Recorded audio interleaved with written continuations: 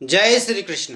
नमस्कार दोस्तों, स्वागत है आप सभी का हमारे चैनल भक्ति ज्ञान में। दोस्तों, आज मैं आपको श्रीमद् भागवत महापुराण की कथा का श्रवण करा रहा हूँ, जिसमें हम वर्णन करेंगे 12 अवतार की कथा। श्री सुखदेव जी ने कहा, राजन, मुनिवर मैत्रेय जी के मुख से यह परम पुण्यमयी कथा सुनकर श्री विदुर जी ने फिर पूछा, क्योंकि भगवान की लीला कथा में इतना अत्यंत अनुराग हो गया था। विदुर जी ने कहा, मुनि, स्वयंभू ब्रह्मा जी के प्रिय पुत्र महाराज स्वयंभुव मनु ने अपनी प्रिय पत्नी शतरूपा को पाकर फिर क्या किया? आप साधु शिरोमणि हैं, आप मुझे आदिराज राजर्षि स्वयंभुव मनु का पवित्र चरित्र सुनाइए। वे श्री विष्णु भगवान के शरणापत्र हैं, इसलिए उनका चरित्र सुनने में मेरी बहुत श्रद्धा है। जिनके हृदय में श्री मुकुंद के चरणारविंद विराजमान हैं, उन भक्तजनों के गुणों को श्रवण करना ही मनुष्यों के बहुत दिनों तक किए हुए शास्त्राभ्यास के श्रम का मुख्य फल है, ऐसा विद्वानों का श्रेष्ठ मत है। श्री सुखदेव जी कहते हैं, राजन, विदुर जी सहस्त्र शीर्षा भगवान श्री हरि के चरणाश्रित भक्त थे। उन्होंने जब विनय पूर्वक भगवान की कथा के लिए प्रेरणा की, तब मुनिवर मैत्रेय का रोम रोम खिल उठा। उन्होंने कहा, श्री मैत्रेय जी बोले, जब अपनी भार्या शतरूपा के साथ स्वयंभू मनु का जन्म हुआ, तब उन्होंने बड़ी नम्रता से हाथ जोड़कर श्री ब्रह्मा जी से कहा, भगवान, एकमात्र आप ही समस्त जीवों के जन्मदाता और जीविका प्रदान करने वाले पिता हैं। तथापि हम आपकी संतान ऐसा कौन सा कर्म करें जिससे आपकी सेवा बन सके? पूज्यपाद, हम आपको नमस्कार करते हैं। आप हमसे हो सकने योग्य किसी ऐसे कार्य के लिए हमें आज्ञा दीजिए जिससे हम लोक में हमारी सर्वत्र कीर्ति हो और परलोक में सद्गति प्राप्त हो सके। श्री ब्रह्मा जी ने कहा, तात, पृथ्वीपते, तुम दोनों का कल्याण हो। मैं तुमसे बहुत प्रसन्न हूँ, क्योंकि तुमने निष्कपट भाव से मुझे आज्ञा दीजिए यूँ कहकर मुझे आत्मसमर्पण किया है। वीर पुत्रों को अपने पिता की इसी रूप से पूजा करनी चाहिए। उन्हें उचित है कि दूसरों के प्रति ईर्ष्या का भाव न रखकर जहाँ तक बने उनकी आज्ञा का आदर पूर्वक सावधानी से पालन करें। तुम अपनी इस भार्या से अपने ही समान गुणवती संतति उत्पन्न करके धर्म पूर्वक पृथ्वी का पालन करो और यज्ञों द्वारा श्रीहरि की आराधना करो। राजन, प्रजा पालन से मेरी बड़ी सेवा होगी और तुम्हें प्रजा का पालन करते देखकर भगवान श्रीहरि भी तुमसे प्रसन्न होंगे।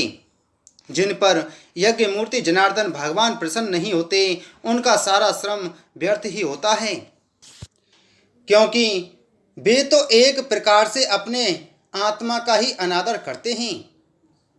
मनु जी ने कहा, पाप का नाश करने वाले पिताजी, मैं आपकी आज्ञा का पालन अवश्य करूंगा, किंतु आप इस जगत में मेरे और मेरी भावी प्रजा के रहने के लिए स्थान बतलाइए। देव स्थान, जीवों का निवास स्थान, पृथ्वी इस समय प्रलय के जल में डूबी हुई है। आप इस देवी के उद्धार का प्रयत्न कीजिए। श्री मैत्रेय जी ने कहा, पृथ्वी को इस प्रकार अथाह जल में डूबी देखकर ब्रह्मा जी बहुत देर तक मन में यह सोचते रहे कि इसे कैसे निकालूं। जिस समय मैं लोक रचना में लगा हुआ था, उस समय पृथ्वी जल में डूब जाने से रसातल को चली गई। हम लोग सृष्टि कार्य में नियुक्त हैं, अतः इसके लिए हमें क्या करना चाहिए? अब तो जिनके संकल्प मात्र से मेरा जन्म हुआ है, वे सर्वशक्तिमान श्री हरि ही मेरा यह काम पूरा करें।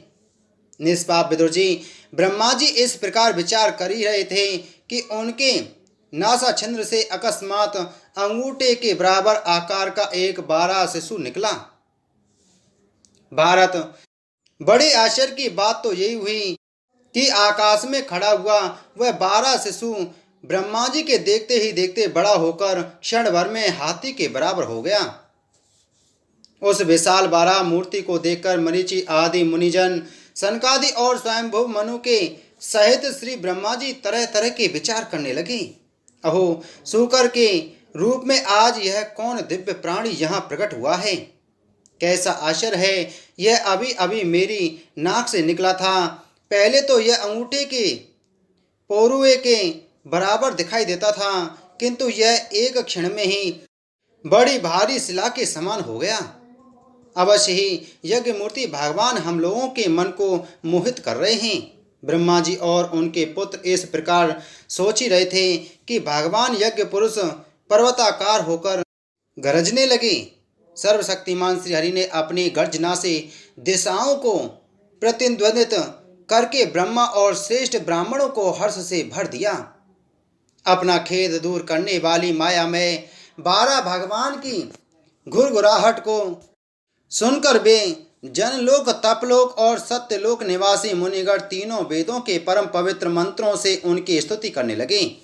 भगवान के स्वरूप का वेदों में विस्तार से वर्णन किया गया है।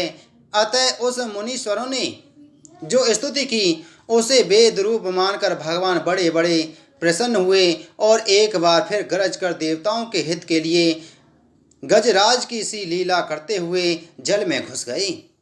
पहले वे सूकर रूप भगवान पूंछ उठाकर बड़े वेग से आकाश में उछले और अपनी गर्दन के बालों को फटकार कर खुरों के आघात से बादलों को छितराने लगे। उनका शरीर बड़ा कठोर था। त्वचा पर कड़े कड़े बाल थे, डाढ़ें सफ़ेद थीं और नेत्रों से तेज निकल रहा था। उस समय उनकी बड़ी शोभा हो रही थी। भगवान स्वयं यज्ञ पुरुष हैं, तथापि सूकर रूप धारण करने के कारण अपनी नाक से सूंघ सूंघ कर पृथ्वी का पता लगा रहे थे। उनकी डाढ़ें बड़ी कठोर थीं। इस प्रकार यद्यपि वे बड़े क्रूर जान पड़ते थे, तथापि अपनी स्तुति करने वाले मरीचि आदि मुनियों की ओर बड़ी सौम्य दृष्टि से निहारते हुए उन्होंने जल में प्रवेश किया। जिस समय उनका वज्र में पर्वत के समान कठोर कलेवर जल में गिरा, तब उसके वेग से मानो समुद्र का पेट फट गया और उसमें बादलों की गड़गड़ाहट के समान बड़ा भीषण शब्द हुआ। उस समय ऐसा जान पड़ता था मानो अपनी उत्ताल तरंग रूप भुजाओं को उठाकर वह बड़े आर्त स्वर से हे यज्ञेश्वर मेरी रक्षा करो, इस प्रकार पुकार रहा है। तब भगवान यज्ञ मूर्ति अपने बाण के समान पैने खुरों से जल को चीरते हुए उस अपार जल राशि के उस पार पहुँचे जहाँ रसातल में उन्होंने समस्त जीवों की आश्रयभूता पृथ्वी को देखा, जिसे कल्पांत में शयन करने के लिए उद्धत श्री हरि ने स्वयं अपने ही उदर में लीन कर लिया था। फिर वे जल में डूबी हुई पृथ्वी को अपनी डाढ़ों पर लेकर रसातल से ऊपर आए। उस समय उनकी बड़ी शोभा हो रही थी। जल से बाहर आते समय उनके मार्ग में विघ्न डालने के लिए महापराक्रमी हिरण्याक्ष ने जल के भीतर ही उन पर गदा से आक्रमण किया। इससे उनका क्रोध चक्र के समान तीक्ष्ण हो गया और उन्होंने उसे लीला से ही इस प्रकार मार डाला जैसे सिंह हाथी को मार डालता है। उस समय उसके रक्त के धूतनी तथा कनपटी सन जाने के कारण वे ऐसे जान पड़ते थे मानो कोई गजराज लाल मिट्टी के टीले में टक्कर मार कर आया हो। तात जैसे गजराज अपने दांतों पर कमल पुष्प धारण कर ले, उसी प्रकार अपने सफ़ेद दांतों की नोक पर पृथ्वी को धारण कर जल से बाहर निकलते हुए तमाल के समान नीलवर्ण 12 भगवान को देखकर ब्रह्मा मरीचि आदि को निश्चय हो गया कि ये भगवान ही हैं। तब वे हाथ जोड़कर वेद वाक्यों से उनकी स्तुति करने लगे। ऋषियों ने कहा, भगवान अजित आपकी जय हो यज्ञपते, आप अपने वेद त्रिय रूप विग्रह को फटकार रहे हैं, आपको नमस्कार है। आपके रोम कूपों में संपूर्ण यज्ञ लीन है। आपने पृथ्वी का उद्धार करने के लिए ही यह सूकर रूप धारण किया है, आपको नमस्कार है। देव, दुराचारियों को आपके इस शरीर का दर्शन होना अत्यंत कठिन है, क्योंकि यह यज्ञ रूप है। इसकी त्वचा में गायत्री आदि छंद, रोमावली में कुश, नेत्रों में घृत तथा चारों चरणों में होता, अर्धर्व्यों उद्गाता और ब्रह्मा इन चारों ऋतुजों के कर्म हैं। इस आपकी थूथनी मुख के अग्रभाग में स्नुक है, नासिका छिंद्रों में स्त्रुवा है, उदर में इड़ा यज्ञ भक्षण पात्र है, कानों में चमस है, मुख में पासित्र ब्रह्म भाग पात्र है और कंठ छिंद्र में ग्रह सोम पात्र है। भगवान, आपका जो चबाना है वही अग्निहोत्र है। बार बार अवतार लेना यज्ञ स्वरूप आपकी दीक्षणीय इष्टि है। गर्दन उपसद 3 इंद्रियां हैं, दोनों डाढ़ें प्राणनीय दीक्षा के बाद की इष्टि और उदनीय यज्ञ समाप्ति की इष्टि है। जिह्वा प्रियवर्ग प्रत्येक उपसद के पूर्व किया जाने वाला महावीर नामक कर्म है। सिर संभ होम रहित अग्नि और आव सत्य औपासनागृह है तथा प्राण चेति इष्ट काचियन है। देव, आपका वीर सौम्य है। आसन बैठना प्रातः सवनादि 3 सवन है।